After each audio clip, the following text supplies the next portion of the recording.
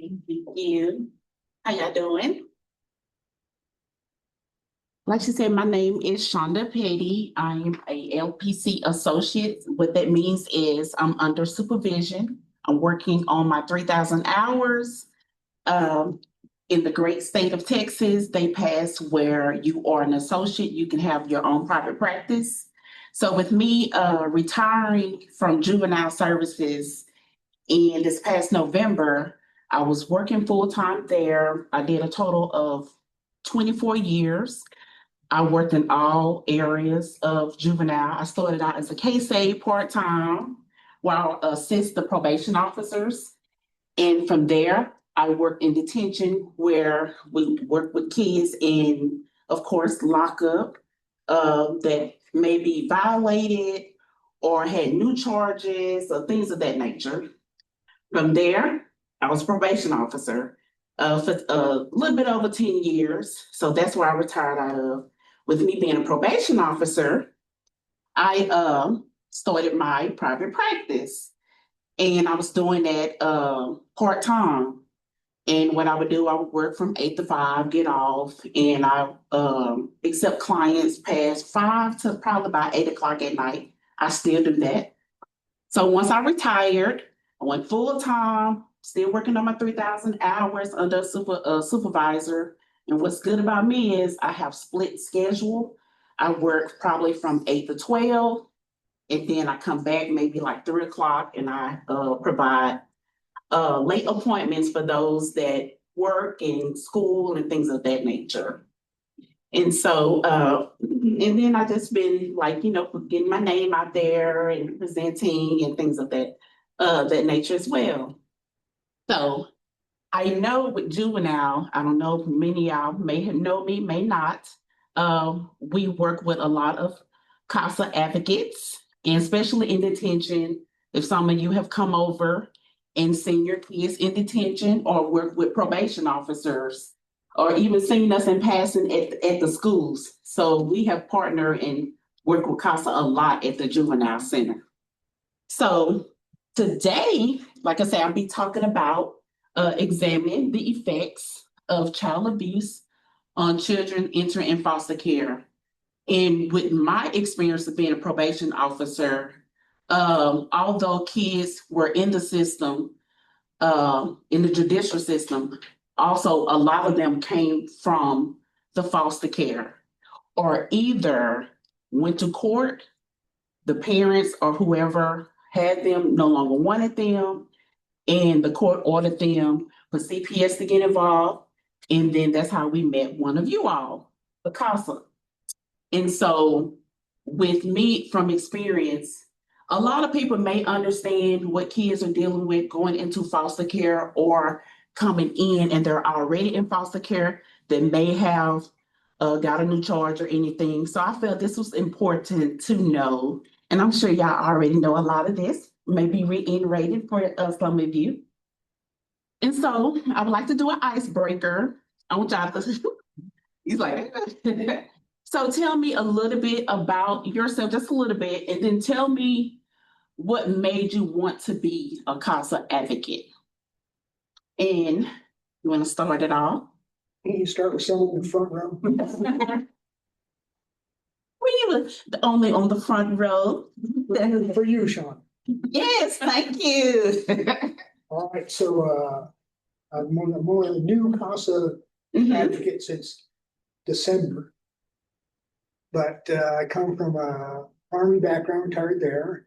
And then they, as a lawyer between 2000 and 2018. Oh, yes. With child support. And I've always seen CASAs on the peripheral of what I do. And I've just been curious about what do they really do? Yes. Yeah. Curiosity. Okay. And that's good. That's good, especially with attorneys and things of that nature. I know you dealt with a lot of that. You want to go next? Next round? Sure. Yes, I've been ma'am. at CASA since 2008. Really? Okay. In 2007, my daughter and her husband adopted Mm-hmm. an 8-year-old, and my grandson now, out of the foster system here in Smith County. Yes. And he had a CASA, and she's the one who discovered my daughter and found his home for him. And I just saw that as, wow, Yes. that's what I needed. Yeah. And that's a blessing. Mm-hmm. Okay. The next row. You want to go? My name's Kelly. I've only been an advocate since December as well. Mm-hmm. But I think what, excuse me, has drawn me to it, if I had a do-over in life, I would want to be what you do. Yes. And so this is just the next best thing, in my opinion, that I can still have a job, yet be able to help God and I guess stand in the gap, you know, for a child that needs it. So yes. Yeah. And I want to say it's never too late. It's never too late. Never too late. You want to walk? Oh. Hello, I'm Sonia. I am a recruiter and trainer here in CASA along with Lana, and I've been here for almost 5 years now. Yes, I am. And CASA has spoken to my heart since I first heard about it. Yes. So, yeah. Good. That's all I have. Yes, exactly. Exactly. Okay, you want to go back here? My name is Dale. Been a CASA advocate for 2 years, on one case for 2 years. I guess a reason that we're doing this is just an opportunity to give back a little bit to some of the most vulnerable in our communities. Yes. We need a voice that wouldn't otherwise have one if it wasn't for someone. Yes, sir. I'm Ray Lynn, and truth is, I just came to support him. Great. We all need supporters. Next. I'm Bobby. We've been advocates for a year. We have just one case with 2 twin boys that are in Methodist children's home. We just see it as a way of giving it back to the community. We're retired, we have the time, the inclination. Yes. Feel like a good bit. Good.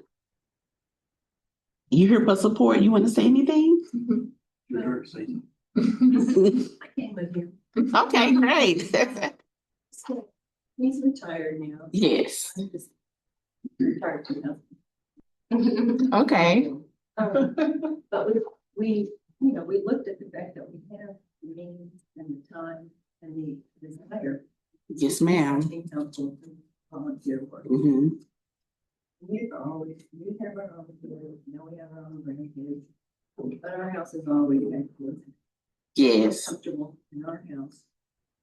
You know, we just basically treat them like our kids, you know. There's a little bit of restraint, but Yes.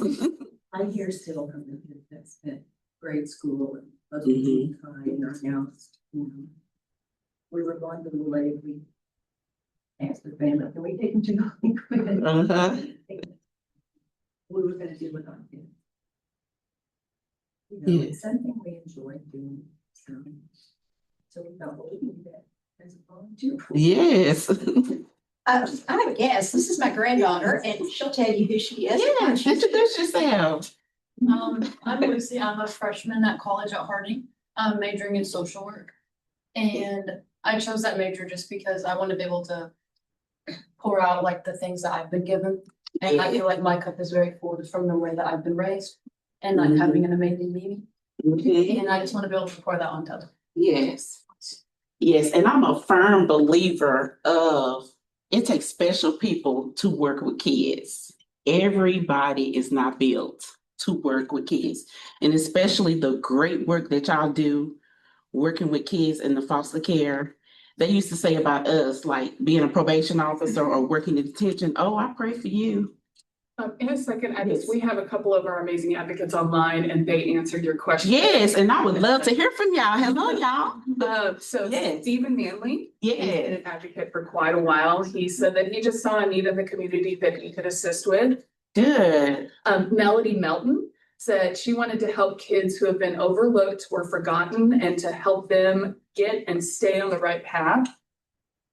Judy Coben is another one of our veteran advocates, said that she was in foster care a long time ago and understand the importance of child having a voice to speak for them. Shirley Lack said that she nearly died in 2018 from a blood clot in her lung. God saved her life and called me to become a CASA, and that she retired in 2018 and signed up with CASA. Oh, yeah. Catherine Stafford saw a flyer for Camp B after getting out of the military and felt a calling to get involved with those who need her to fight for them. And Ed Lemaster said, my wife got me into this after finding a lot of personal satisfaction from it. It's been very rewarding. And I think we have one last one, Lou and Stu Dunkel. They're newer advocates and wanted to work with children. She is a retired teacher and she missed interacting with kids. Yes, and that's awesome. And I'm gonna tell you another little thing too. I believe in when I worked in detention, I said I want to be a CASA advocate. And not knowing where God's going to take you, you have one plan, God say another, but it's not too late. I know a lot, like you volunteer on my downtime, I may still look into that because I love giving to the community, doing different things and all of that nature. And I commend you all for what you all do. I want to make this training interactive. I would love for y'all to share some of y'all stories. I know y'all know it best about kids going into foster care. That would help me as well with the training. So anytime y'all have like a story or a personal thing to share or whatever, please do, okay? So we're gonna dive in again. Understanding challenges faced by vulnerable children, examining the effects of child abuse on children entering foster care. The agenda is understanding child abuse and entry into foster care. Y'all know this all too well. Immediate psychological and emotional effects, long-term impacts on development and support system and healing in foster care. Okay, understand the child abuse and entry into foster care. I'm gonna have to look up here, y'all. I'm sorry the way my glasses set up. So, entering into the foster care, at first it's going to be some type of child abuse or neglect. So children enter foster care via from removal, unsafe homes, court orders, or voluntary placements, the delays and repeated maltreatment.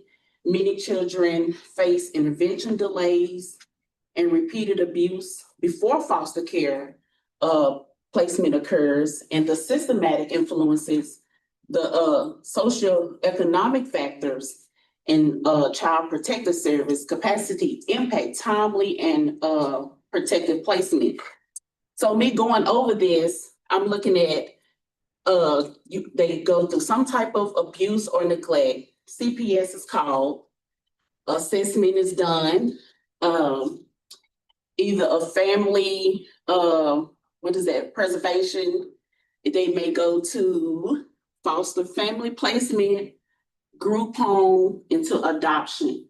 So what I want to know from you all, what have y'all seen from this right here, from the assessment? What is the most that you've seen? Is it like a foster family, group home, or adoption? Or is it mainly I deal with adoption? Foster care, be the. Or foster care mostly? Or perhaps kinship. Kinship, okay, yeah. Because I know with my experience with when CPS do get involved, I know like the first step, they try to find like the next of kin, or some type of relative or somebody that can take on. And I know with the juvenile judge, sometimes it may be placement. He may order CPS to come pick up a kid. Or if the attorney can work out something, they may find it may not be a family member. It may be someone that's willing to take on that kid.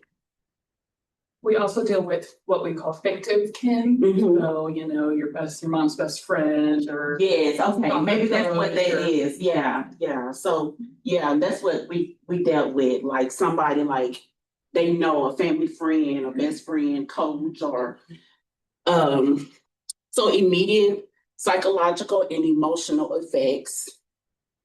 And I'm sure y'all seen a lot of this, trauma and anxiety symptoms. Some of the common trauma symptoms are children often display hypervigilance, nightmares, panic attacks after entering the foster care. The prevalence of anxiety disorder, up to 50% of maltreated children develop PTSD or anxiety related symptoms shortly after placement. And the importance of early intervention, early support helps mitigate trauma effects and promotes emotional stabilization in vulnerable children. So, from y'all experience, what have y'all seen the most in the kids that y'all work with?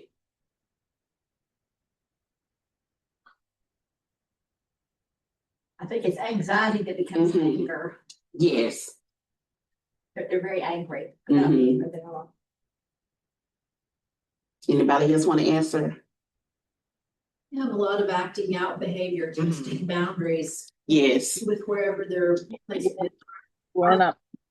Shut up. Well, I'm just excited about you being here, Just Thank excited that you I'm finally. telling you, I don't get this nice treatment all the time. Thank you. Oh, yeah.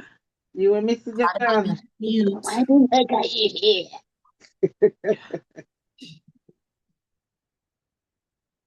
Sorry about that. That's okay. So our girls are in a group home, and so there were a lot of acting out behavior Mm-hmm. towards the staff and those kinds of things. There were, one of the girls did have a lot of problems sleeping at night. A lot of the things that you've already addressed. Yes. The And- chat said withdrawal, Mm-hmm. anger, non-compliance, kind of what she was touching on. Mm-hmm. Just often turn to lying behavior or being sneaky. Yeah. One of them said that they understand kids want to go back home no matter how bad they were treated. Mm-hmm. Another one said anxiety, sensitivity to rejection, following rules, kind of. Yeah. And what I have seen is, like someone said in the chat, no matter that kid's situation, whatever type of parent they're in, if they're on drugs, prostitute, mental health issues, whatever environment they come from, most of them wants to go back to their parent. They just love their mommy or daddy. And being taken away from that, like you say, you experience all of that. And what I have experienced is, like you say, the nightmares, the defiant, the panic attacks and all of that. And definitely the PTSD, of what they dealt with to actually put them in foster care or for the removal, and sometimes I experienced like kids have went back, it got better for a little bit, and then it go right back to that. I want to share this story of a family I used to work with. It was a mother. She was a nurse, and I don't know if y'all know this person, but she was a nurse. She had a daughter, and naturally, the mother was raising her as she was raised. But when she become angry, she would fight her like she was an adult, you know. She would probably kick her out of the home, lock her out. I'm mad at you. You can't come back in, slap her, punch her, things of that nature, where the girl ended up in the judicial system. She hit her. And of course, when law enforcement come out, most of the time they're going to take the parent's side, not knowing what this girl was going through. So, of course, she made an outcry of what her mom was doing to her at the home. CPS became involved. But mom had already had been in CPS, taking the class for a year, taking parenting class, doing everything she needed to do. But she was still treating her as such. So, what came out was how she was raised is by a forceful hand, inappropriate of learning sexual things. So she was in detention in front of the other girls, masturbating. And remind you, the girl was in fifth grade. Fifth grade. And she was like, my mom told me when I have anxiety and to relieve myself, this is what I do, you know. So eventually, me talking with the CPS worker, there was no other family that the CPS worker could find. So the judge ordered her to be removed. Mom signed over her rights. She had grandparents that were involved, you know, come from a wealthy family, but at the time it's been so much issues, so much trauma, even with the mom had mental health issues. We would go on doctor visits, and you would see how mom was raised and what she dealt with, and she was projecting that on to daughter. So every appointment we went to, mom was getting into it with the doctor, the psychiatrist, the counselor. So we kind of put two and two together, staffing her case and working with the CPS worker. She was a removal, and once she was removed, mom signed over her rights. Mom was a nurse? Yes. Wow. Yes. Yes. And then mom was even ordered to take drug tests, of course, and things. And she was placed on probation because I want to say the last incident, she bit her. She bit her. She came upset and she texted me and she said she wouldn't do what I say do. So I bit her. So, of course, I had to report that. Went in the next morning, told my supervisor, and that started the process of, this lady is not going to change. She's going to continue to abuse this little girl. And, and she signed over her rights. Anybody want to share some stories? Okay. So, attachment disruptions. So attachment disruptions affect separation and abuse lead to insecure or disorganized attachment patterns in foster children, affecting trust and relationship. Challenges in trust. Children with disrupted attachment often struggle to trust caregivers and form a healthy relationship impacting emotional development. Rebuilding attachment security. Early, consistent caregiving in foster settings gradually helps restore attachment security and emotional stability. So I'm sure all of you all have experienced the trust issue or the disorganized attachment patterns, with being aggressive, maybe when they're communicating is non-verbal, is they're acting it out instead of expressing how they feel. Maybe if they do communicate, they may shut down when they have hard conversations, things of that nature. Even in school settings, a lot of issues may be in the school setting. Being removed from the home, they may have to go to another school or even a charter school, even if they're in placement, and it may be issues with that that they go through, trusting the teachers or the staff there at the school. Trust and relationship challenges. The impact of abuse on trust. Children past abuse experiences create challenges in trusting adults, affecting foster care relationship. Placement disruptions. high placement disruption rates are linked to difficulties in forming strong caregiver-child bonds, need for extended trust building. Foster children often require longer time frames to develop in caregivers and relationship. Specialized caregiver training of foster caregivers in relationship building techniques improve outcome for children.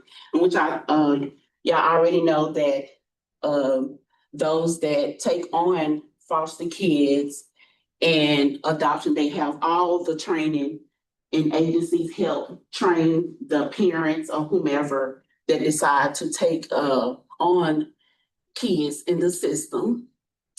And I'm from experience, and I know y'all have experienced this top part, the impact of abuse on trust. Their past abuse that creates trust in adults and affecting foster care relationships. And from experience, I know at the beginning, it is very challenging with kids. I'm flashing now, I'm sorry. It's very hard for them to trust, especially going into a new home, a new environment, even if it's a group home, boys' home, girls' home. I've seen kids that have been removed, they go to treatment facilities, and that can impact the kid in a very big way, especially first being removed from a loved one, a parent, your parents, and then going to an unfamiliar environment. So back to what you all were saying, displaying all the behavior issues, the trust, and all of that, those are the challenges that these kids experience. Okay. Anybody want to share? Quiet. I just think that it's hard on the kids because they never know what to expect from one incident to the next. They don't know what to expect, so they keep those walls up just to protect themselves. And it takes time. Yes. It takes consistency of that child to be able to kind of break that barrier down. And sometimes much longer with some than with others. Yeah. And that's why I say it takes special people to work with these kids in this population, because it takes a lot of understanding, a lot of patience, and a love for what you do. One cannot be in this room and not love what they do or love kids. I know everyone is here because of the love of kids in this population. The long-term impacts on development. So the cognitive educational challenges. So what they've seen, cognitive delays from abuse. Child abuse and neglect cause cognitive delays, including lower IQ and impaired brain functions. They have educational struggles. Foster children have double the likelihood of needing special education and face higher dropout rates.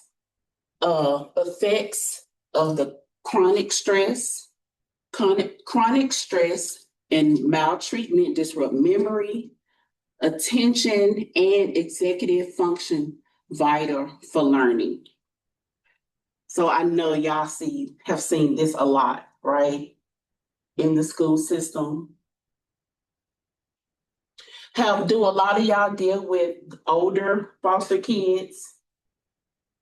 Like 15 and above, maybe? They age out at what age? 17, 18? 18, but there is an option for them to remain in what's called extended foster care. But yeah, I think for another reason I looked that up, and I think 12 and older of our cases, it makes up about 30% of them. Yeah. We're mostly dealing with younger children. Yes, in dealing with some of the kids that I have dealt with, I had a kid that was in foster. It was a male, and he was an older kid. and he actually was getting ready to age out. And what they had was maybe like an exit meeting or something of such. And I sat in on that, and I do know that he was provided all type of aftercare services, education, and he just had to apply for those things, go for those things. But sadly to say, since him being on my caseload as a probation officer, I want to say the next couple of weeks I saw him on busted, which is unfortunate. So more than likely, some of the kids that does not take advantage of the education, even afterwards, may end up in the adult system or on the streets or some bad things that happen. I've some experience with females. I know the population of being sex trafficked and things of that nature. We work with agencies that work with girls that were being sex trafficked. So I saw a lot of that as well. So the behavior and social difficulties, common behavior problems, foster children with abuse histories often exhibit aggression, delinquency, and social withdrawal over the long term. Peer relationship struggles. These children frequently struggle to form healthy peer relationships and engage in increased high-taking behaviors. Impact of early trauma. Early trauma is linked to difficulties with emotions, regulation, and social competence in foster children. Need for targeted support. Targeted behavior support is essential within foster care system to address these long-term difficulties effectively. So again, back to the behavior and social. I know y'all have stories or horror stories that y'all probably have experienced, maybe not, with kids with behavior issues and even social difficulties with their peers, maybe not getting along or being with peers from a foster care, especially if they go into a group home. We also have dealt with kids in group homes that get into a lot of fights, misunderstandings, even fighting staff, because of just being confined all the time, maybe not being adopted, may get to them, other people may be going back to their families. It's a lot of factors that could affect these kids' behavior and social. And the early trauma that is linked to the difficulties with emotional regulation and social competence in foster care.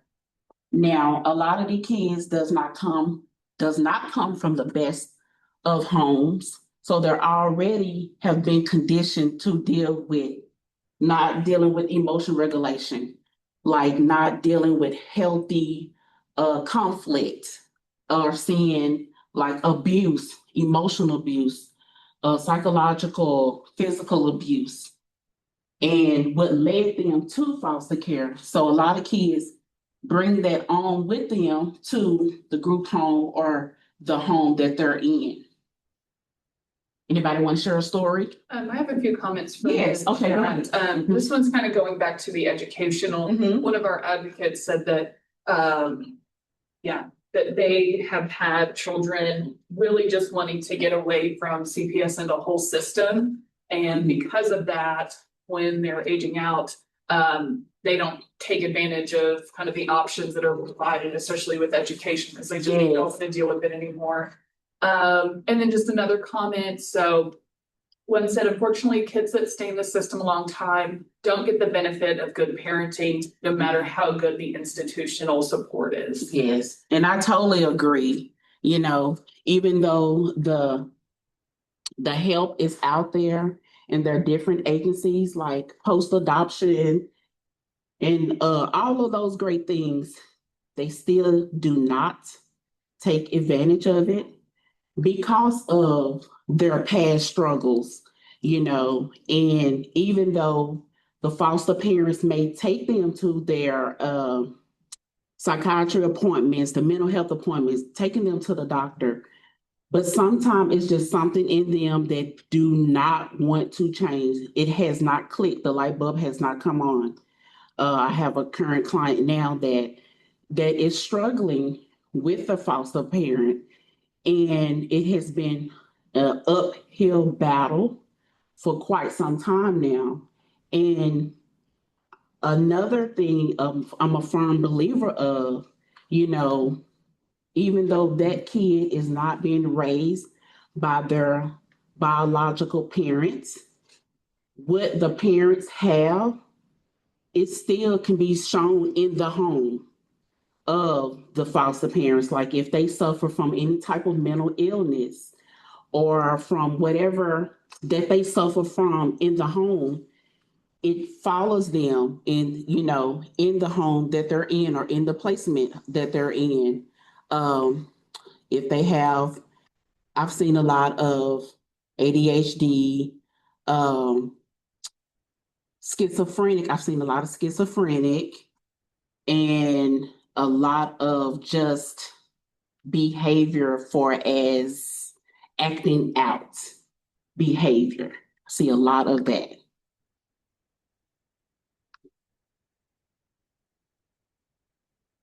Okay, potential for ongoing mental health concerns. The impact of abuse exposure to abuse significantly increases the risk of depression, PTSD, substance use disorder in later life, limitation of foster care. Foster care placement alone often does not resolve mental health issues without integrated mental health support. And importance of trauma-informed care. Continuous access to trauma-informed care is essential to reduce long-term mental health disorders and promote recovery. So, like we just previously said, even though the help is out there, even afterwards, they may not continue to take their meds. They may not continue to go to their psychiatry appointments or counseling appointments. It is very few that continue that even afterwards. Now, the impact, the exposure of abuse, this is what you're seeing a lot of. I'm sure y'all have experience from depression, PTSD, and substance abuse. Also, what I have experienced when the removal with CPS, I have experience where they take them to may not be a traditional place, maybe like a hotel. And what I have seen where, although it be an adult there to watch them, a lot of them be coming and going. And a lot of them have access to drugs, bring it back to the hotel, girls leaving out, selling their bodies, maybe running away from the hotel, their pimps coming to pick them up, and just running away from what's supposed to be somebody watching them in the CPS custody before they even enter in the foster care. So it follows them, dealing with depression, the PTSD, substance abuse. And the biggie for me is the ongoing trauma-informed care. Naturally, they're going to need the ongoing care. Even if they don't have mental issues, just being removed from a parent is just enough to develop PTSD or some type of trauma. Being removed from your parents enough is trauma alone and dealing with the effects of that. Any comments, concerns, questions? Yeah, we have a couple of comments from the Okay, chat. great. One observation said that educational, behavioral, and social difficulties often get slapped with an ADHD diagnosis. Sure do. Mhm. When it's actually symptoms of childhood trauma, and the symptoms overlap greatly, but the treatments are drastically different. Another one commented and just said that many kids need a male trauma-informed counselor, especially for those having I issues agree. with females. Mhm. Just harder to find. It is. And I totally agree with that person that said males trauma-informed care, because you do see a lot of women, wanting to help, but males as well, and people from all walks of life helping this population. It goes for, our advocates. Yes. We often, the scale of male to female is off, but as you can see, we have several amazing. Yes, I see. Okay. Support systems and healing in foster care. The role of foster caregivers and professionals. Safe and nurturing environments. Foster caregivers provide safe, stable, nurturing homes that help mitigate the effects of abuse for children, trauma-informed training and trauma-informed caregivers, improve placement stability and enhances child well-being in foster care, collaborative support approach, like your social workers, therapists, and your educators collaborate to address the complex needs of foster children effectively. Now, this is what they have on here, but we all know every kid do not experience the same thing in foster care.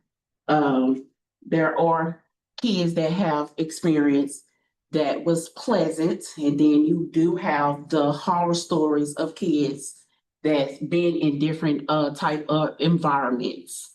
Everybody we want to say, we would be naive to say everybody that's in this field is in it for the right reasons, but we do know everybody is not in it for the right reasons. As y'all taking trauma-informed training, caregivers I know go through a rigid training, special parents that do adopt, and those that are foster parents as well take these type of trainings. And this is a biggie right here, the collaborative support with your social worker, therapists, educators, and things of that nature, because of what the kids deal with coming into the system. All of these people working together for the better good of these kids. Any questions, concerns, comments? Just from the chat, people have been discussing a little bit, just the issue of so many instances of kids being on waiting lists for needs and just the lack of resources. And that's good to know. I didn't realize that it's a waiting list. Yeah. One of them said both of her cases that she's on right now are on waiting lists for therapists. There are very few therapists available. Okay, I'm gonna have my information at the end. I have openings. Do anybody need a restroom break? No, they're usually good for the long haul. Okay, good. All right. Anybody want to share anything with this collaborative? Twin boys Mm-hmm. in December, the 23rd, they both turned 14. Anyway, and one visit that we had with them before, they're in Methodist Children's. Mm-hmm. They came up with this great idea that they were going to join the volunteering because they had a place to stay, somebody will feed them, dress them. Yes, ma'am. He has spent a lot of time since he retired doing physicals on young men and women who are wanting to join the military. To them, this was their goal, was to join the military because they just get paid and fed and give a place to sleep. And so kind of brought up some other things they hadn't thought of. Yes, yes. But to them, it sounded like, nobody's really, well, in their mind, they don't realize that people are in control of them, but they're gonna get everything they need to survive, they get paid, Yes, bed and a house. So. and benefits, yeah. I've seen that, Mhm. I'm surprised. As. Because you usually ask them, how come you joined? Let's hear it. Often the answer is just, it's Stability. Stability, mhm. and those, that's the track they were gonna go on, because they hadn't had anything else to compare it to. Yes. Pure. But. Yeah.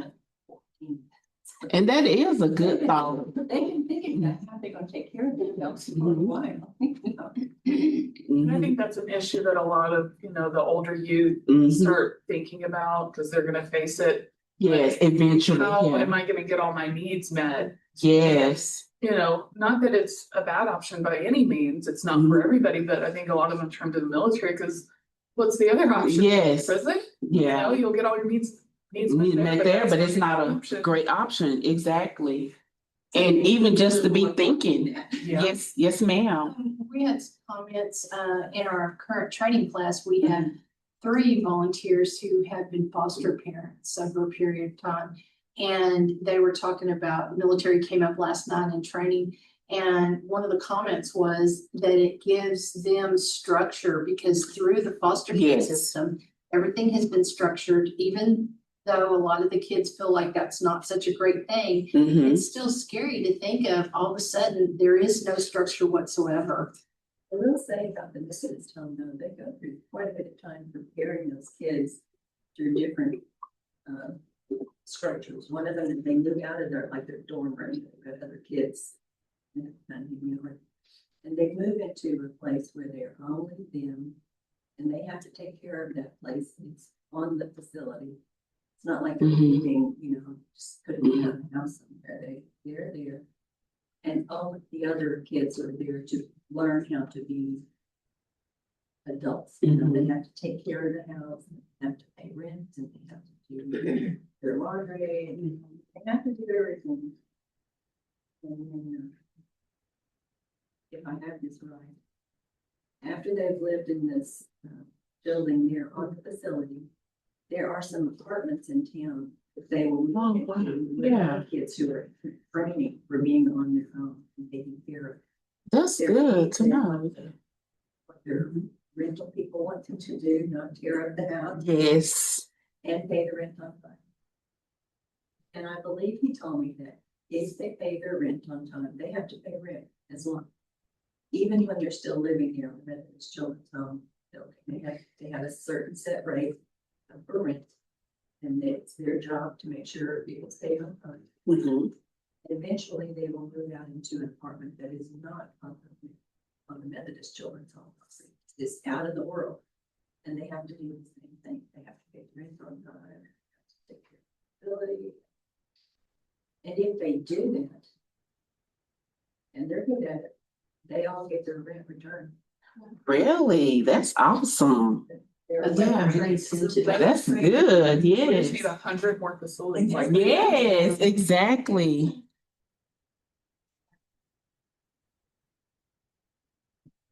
That's what we do, and this is how we're training them. Mhm. Adults that know they have to pay the rent, because they're gonna get their rent back if they do. That's a good incentive. They have gone through everything. It's amazing to both of us when we talk to somebody about how things are done. And Yes. that was really impressive. And it is when it's time for them to learn how to drive. They bring driver's teachers out there with their own cars. Oh, yeah. Oh, that's good. Absolutely, just something else they knew that they were gonna have to, somebody's gonna have to teach these kids how to drive. Yeah, that's something I haven't thought of. Like, how do they learn I those? think they. Basics. Yes, those basic skills. You know, she has. Told her. We were gone because we were gonna see our CASA boy. And they're in the Methodist Children's Home. And she said, do you think that's a good place? And I said, I'm gonna say, if I ever have any more kids, I'm sending them out there. Yes. I'm always impressed with what they're doing. Mhm. And there's a lot of kids that are older, and there's not a lot of little kids. Mhm.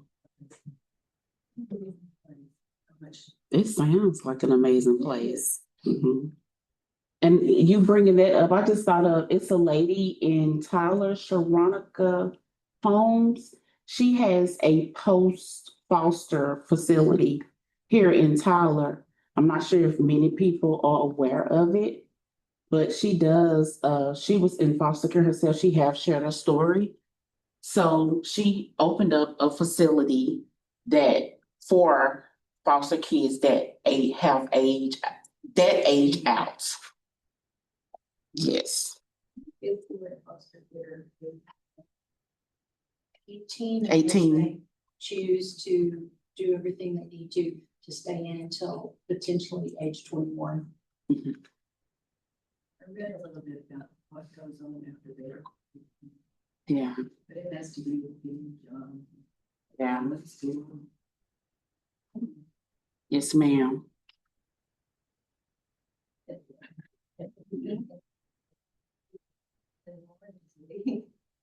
Yeah. They're given that kind of freedom. And that's a lot of freedom. Yes, from going to from foster care to just totally on their own. And that what scares me a lot, like I was saying about the gentleman early going into the adult system, and I've seen even females turn into the streets, like you saying, they're used to this type of structure or somebody telling them what to do. And just imagine a female and having a pimp, you know, telling her what to do. And she's from one system to this type of system. Yes. So next we have the therapeutic interventions and strategies. So the trauma focused cognitive behavior therapy, which is CBT, is an effective method significantly reducing PTSD symptoms for abused foster children. The attachment-based therapy helps strengthen emotional bonds and support healthy relationships in foster care. Reunification services. Reunification services promotes healing by supporting restoration of family connections where safe and appropriate. The multi-model integrative approaches combining trauma, attachment, and behavior intervention within foster care provides the best therapeutic outcome. And I'm more of this right here, the integrative approaches, like more whatever the kid or family needs, especially with the trauma focused cognitive behavior therapy.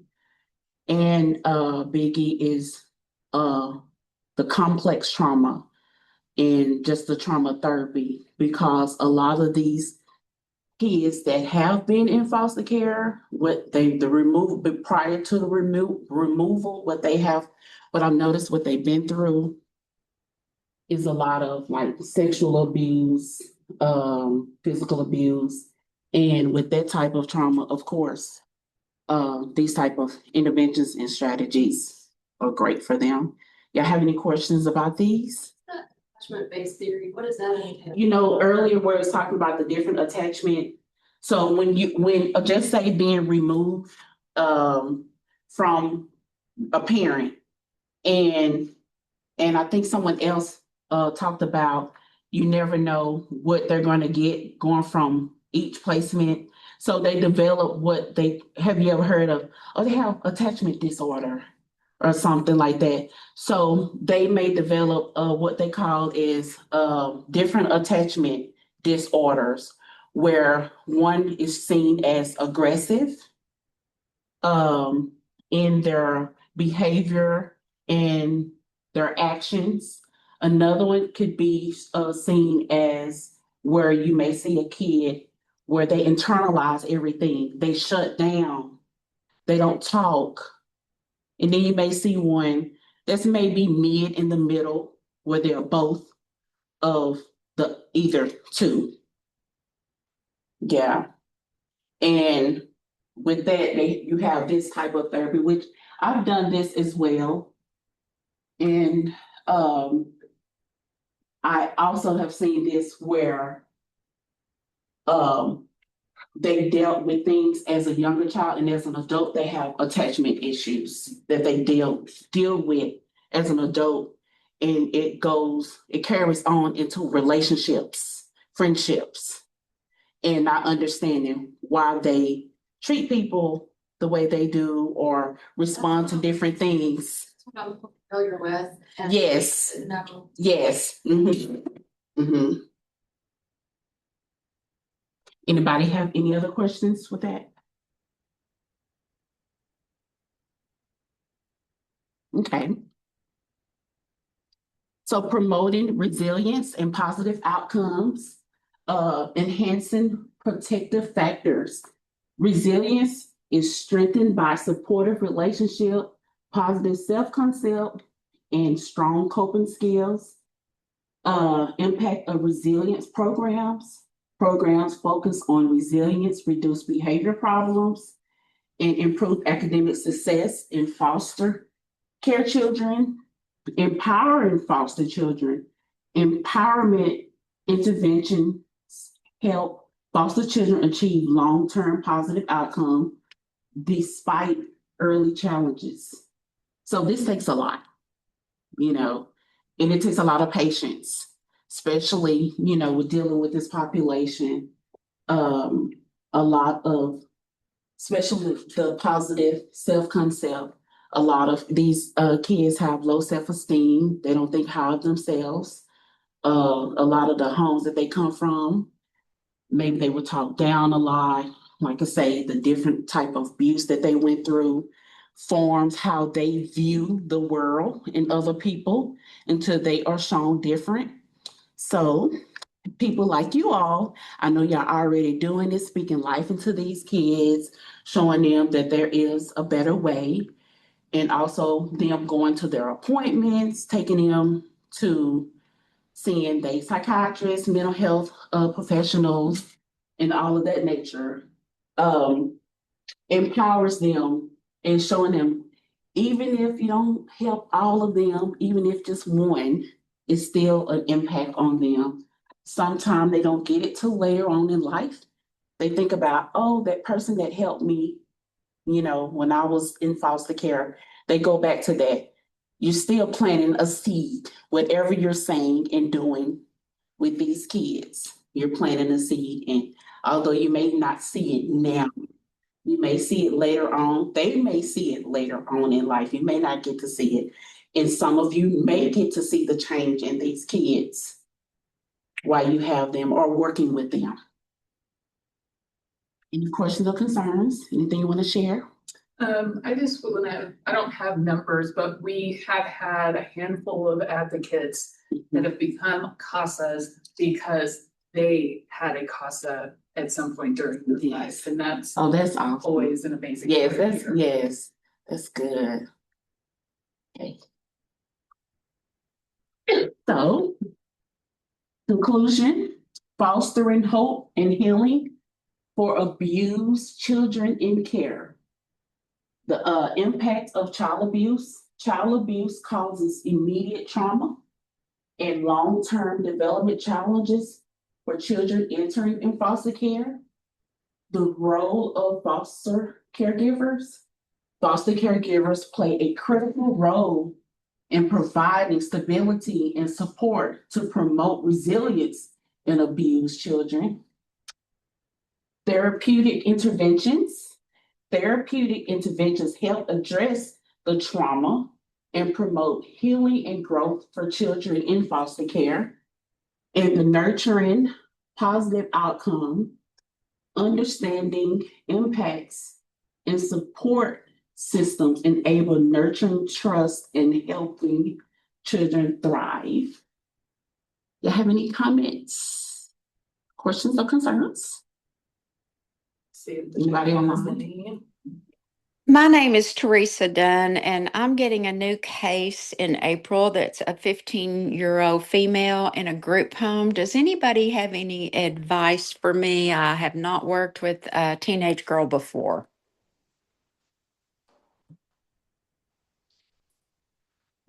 Take her candy.